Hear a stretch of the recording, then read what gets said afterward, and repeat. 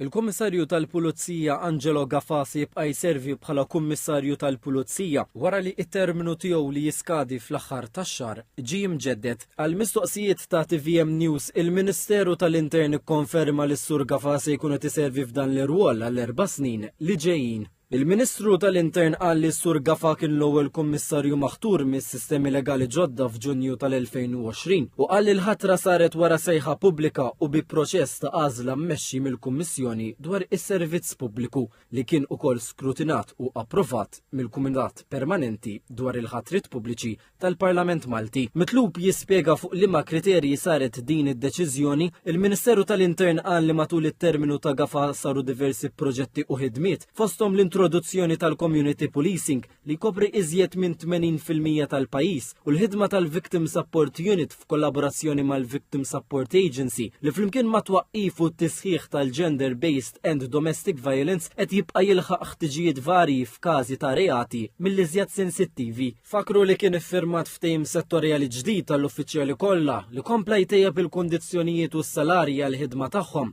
flimkien ma' investimenti kontinwi biex il-pulizija jibqa' jkollhom l-aqwa riżorsi u għodot waqt il-qadi ta' dmirijietom. Barra minn hekk qalu li kull stħarriġ tal-opinjoni pubblika li sar f'dawn l-aħħar snin kemm lokali kif ukoll fuq livell Ewropew dejjem uraw li l-poplu Malti għandu fiduċja fil-korpu fl-uffiċjali tiegħu, mertu ta' uffiċjali motivati li ta' kuljum jipprovdu servizz professjonali. Intant fi stqarrija ppubblikata l-bieraħ il-Korp tal-Pulizija qal illi fl-aħħar 4 snin l-Uffiċċju Nazzjonali tal-Verifika wettaq follow-up audit fuq diversi dipartimenti tal-Gvern, inkluż il-Korp tal-Pulizija ta' Malta, fosthom fuq kontrolli interni relatati mas-sara u l-allowances. L-awditjar li beta fl-2020 sab li l-Korp tal-Pulizija implementa bisħiħ ir-rakkomandazzjonijiet kollha tal-NAO, inkluż it-titjib ta' digitalizzazzjoni fih dan id-Dipartiment tar-Riżorsi Umani u twaqqif tas-sistema ċentralizzata mmexxija mill-Unit tal-Staffing and Major Events għall-maniġjar tas-sigħat u d-deployment.